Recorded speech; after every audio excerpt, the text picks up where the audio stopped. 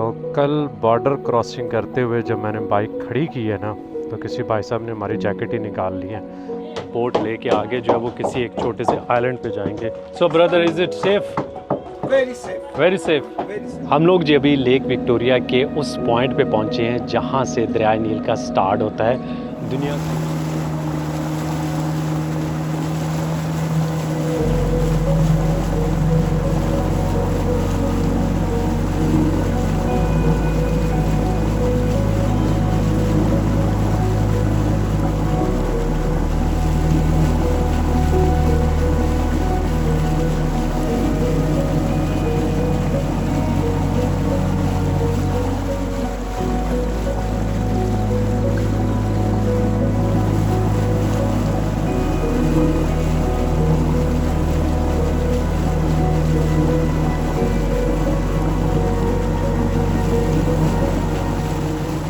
अस्सलामुअलैकुम everyone and welcome back to the channel from Busia. Kenya और Uganda के border पे एक छोटा सा शहर है जहाँ पे हमारा कल कोई प्लान नहीं था रात गुजारने का, लेकिन जब हमने बॉर्डर क्रॉसिंग की तो उसमें हमें थोड़ी सी देर होगी और उसके अलावा यहाँ पे बहुत शदीद बारिश हो रही थी। फिर डिसाइड यही करना था कि भाई रात यहाँ पे गुजार लेते हैं, क्योंकि नाइट राइड जो है वो उस बारिश में आगे करना थोड़ा सा ख़तरनाक था। और वैसे भी मैं युगांडा में मेरा पहला दिन था, तो मैंने कहा चलो आराम से सुकून से पहले मुल्क को समझ लें, किस तरह की रोड्स हैं, किस तरह के लोग हैं, उस तरह उसके बाद अगर कभी नाइट राइड करनी भी पड़े तो कर लेंगे। लेकिन एनीवे अभी हमने बाइक अपनी जो है वो रेडी कर दी है, क्योंकि कल हमने जाना था जिंजा। वो तकरीबन यहाँ से 100-110 किलोमीटर के फासले पर है और कुछ 2.5 घंटे की हमारी राइड जो है ना वो बन जाएगी। तो आज हम जिंजा ही जाएंगे, वहीं पे नाइट स्टे करेंगे, क्योंकि वहाँ पे लेक विक्टोरिया आप लोगों को दिखानी है। तंजानिया और युगांडा जो है वो इस लेक को शेयर करते हैं। बहुत ही खूबसूरत और बड़ी लेक है और दरिया नील जो है दुनिया का सबसे बड़ा दरिया वो वहीं से निकलता है। तो कोशिश करेंगे कि आप लोगों को जिंजा वाला एरिया जो है वो दिखाएं। तो बस जल्दी से जो है वो हल्का सा ब्रेकफास्ट करते हैं, सामान वगैरह रेडी करते हैं, निकलते हैं यहाँ से।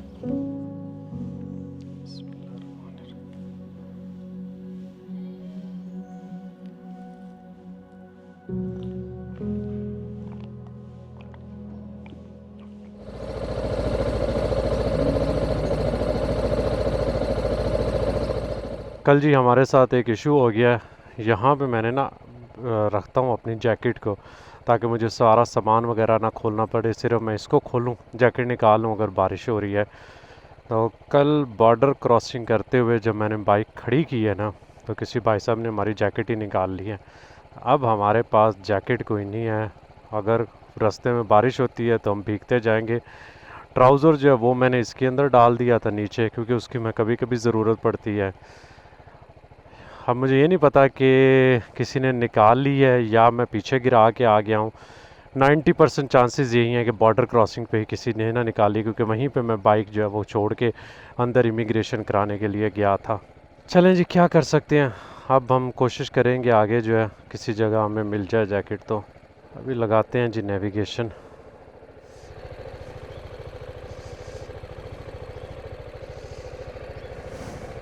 बिस्मिल्लाहिर्रहमानिर्रहीम।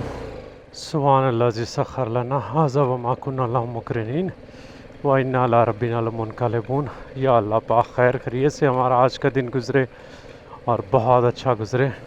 बड़ा दुख है यार मुझे जैकेट का मेरे पास और जैकेट है भी नहीं।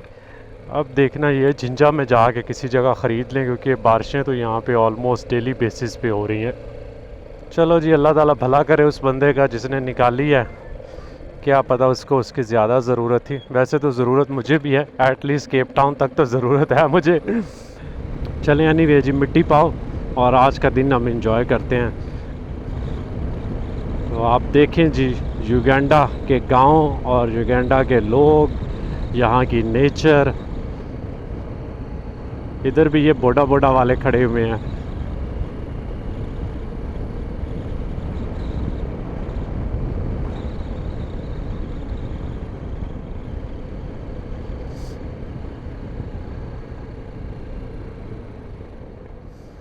और हमें लेफ़्ट साइड पे युगांडा में पहली मस्जिद भी नज़र आई है।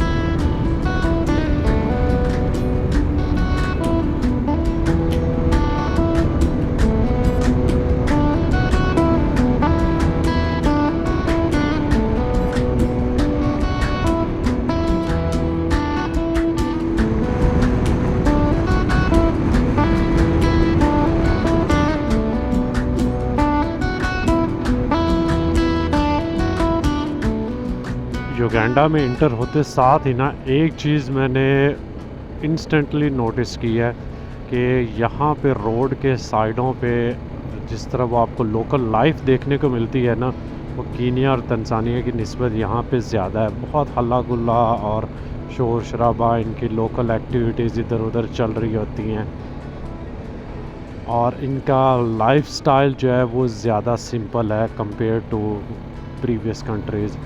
वहाँ पे शायद मुझे लगता है फाइनेंशियली वो ज़्यादा बेहतर है इनकी निस्बत।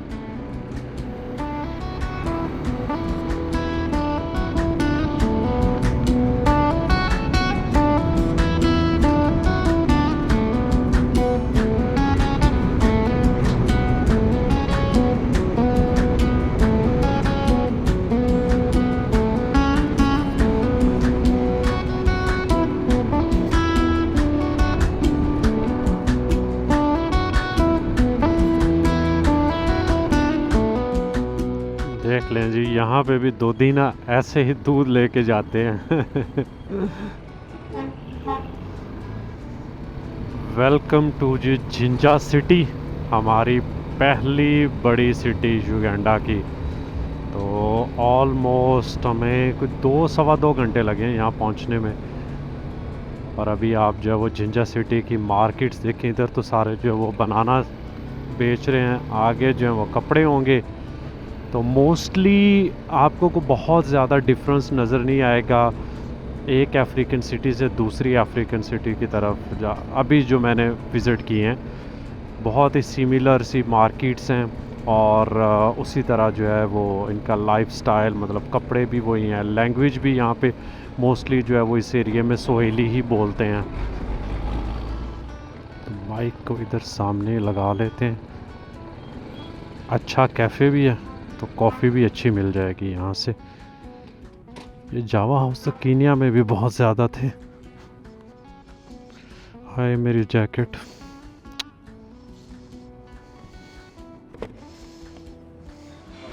Thank you very much.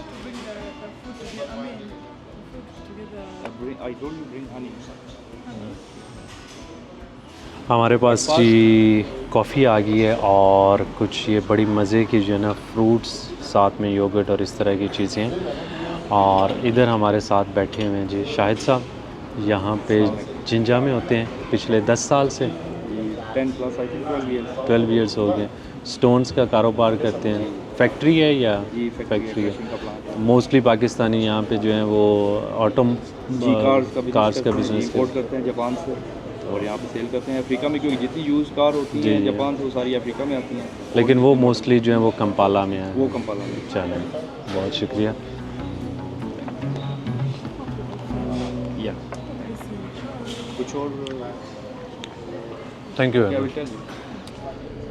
अभी हम फॉलो करते हैं जी शाहिद भाई को और रात जो है मैं इनकी तरफ स्टे करूँगा। तो बाइक वहाँ पे जाके खड़ी करते हैं, सामान वगैरह उतारते हैं और उसके बाद जो है जाएंगे जी लेक विक्टोरिया और सोर्स ऑफ नाइल देखने के लिए।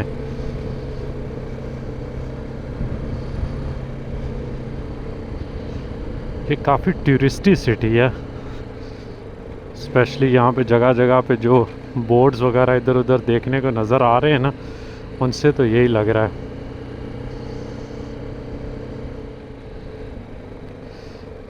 यहाँ की सिटीज़ की सबसे अच्छी बात यह है कि शहर में रहते हुए ना आपको एक गांव वाली फ़ील आती है, एक फ़ील आती है कि आप जो वो नेचर में हो।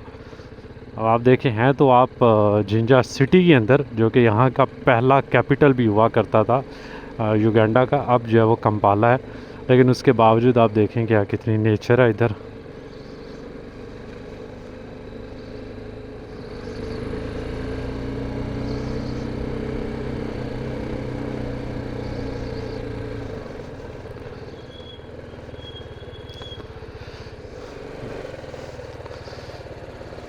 चलें जी, हम इसको होंडा के साथ खड़ी कर देते हैं।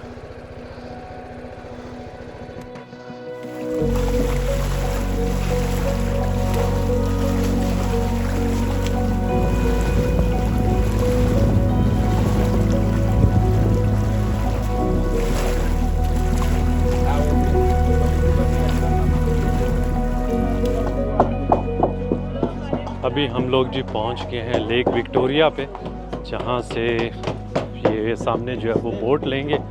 बोट लेके आगे जो है वो किसी एक छोटे से आइलैंड पे जाएंगे।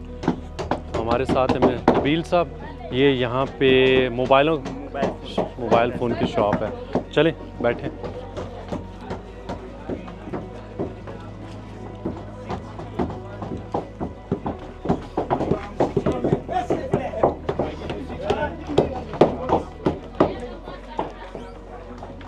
So brother, is it safe? Very safe. Very safe. Very safe. We are Okay. talking about a blue boat cruise, Kenya, for 35 years Okay. experience. चले नहीं, You're welcome. सेफ्टी की हमें गारंटी मिल गई है। You're how many? We are only 3 I people. was thinking how many people. No, only 3. For this one?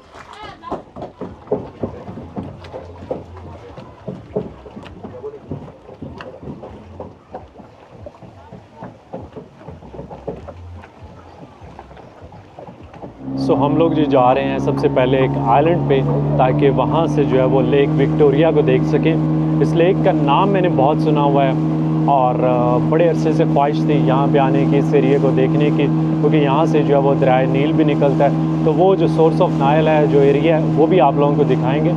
लेकिन अभी जो है वो ज़रा लेक विक्टोरिया को देख लें और देखते हैं। बता रहे हैं कि मुझे तकरीबन कोई 40 मिनट की हमारी राइड होगी जिस जगह पे ये आइलैंड पे जा रहे हैं, क्योंकि लेक विक्टोरिया तंजानिया, कीनिया और युगांडा जो है वो इन तीनों के बॉर्डर्स जो हैं वो लगते हैं। बहुत बड़ी लेक है, तो इसलिए यहाँ पे जो सिटीज़ हैं लेक के साइडों पे, या चाहे वो तंजानिया में हो, कीनिया में हो या युगांडा में हो, तो यहाँ से फेरीज चलती हैं उन सिटीज़ के लिए। हो सकता है कि कुछ घंटों में जो वहाँ पहुँच जाए, लेकिन अगर वहाँ पे बाय रोड जाना हो तो बड़ा लंबा चौड़ा जो है वो डिस्टेंस कवर करके जाना पड़ता है।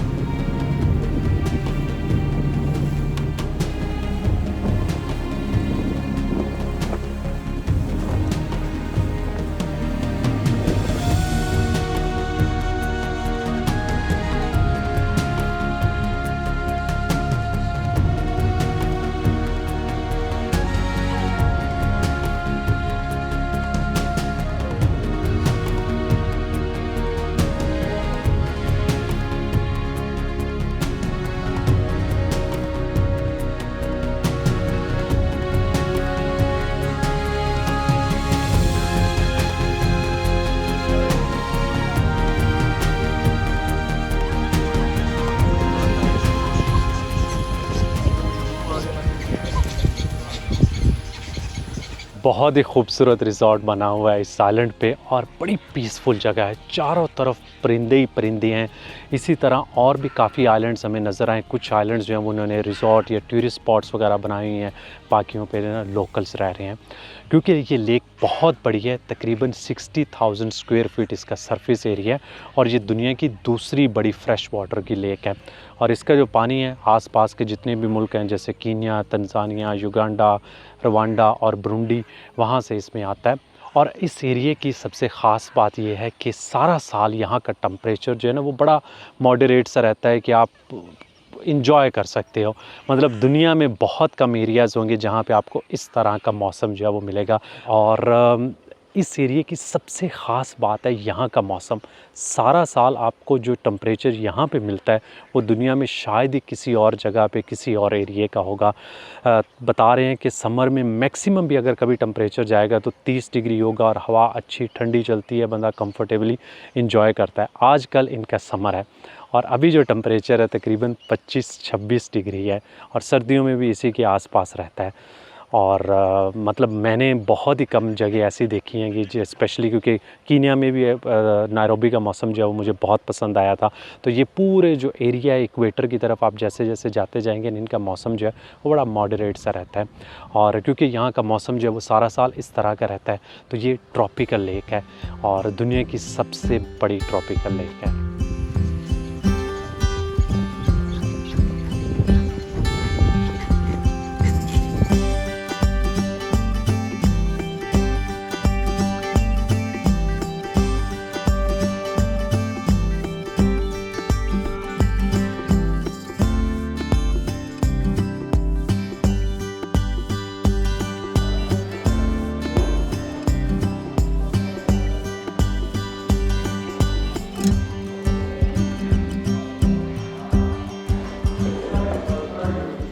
इस लेक में जी दो तरह की फ़िश होती हैं, एक तिलापिया जो पीछे भी मैंने काफ़ी एरियाज़ में ट्रैवल किया वहाँ पे भी मिल रही थी, और उसके अलावा यहाँ पे है नाइल पर्च।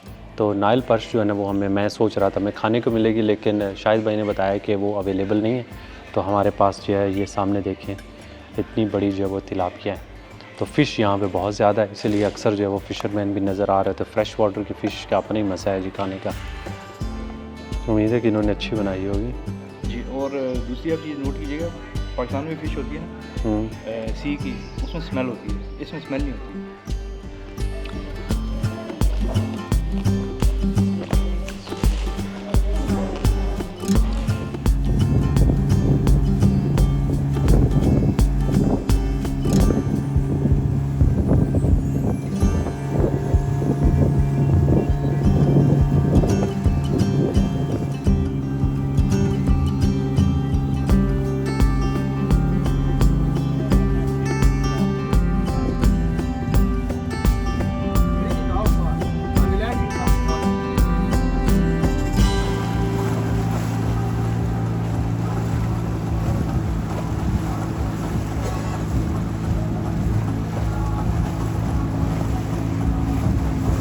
हम लोग जी अभी लेक विक्टोरिया के उस पॉइंट पे पहुंचे हैं जहां से दरियाए नील का स्टार्ट होता है, दुनिया का सबसे बड़ा दरिया।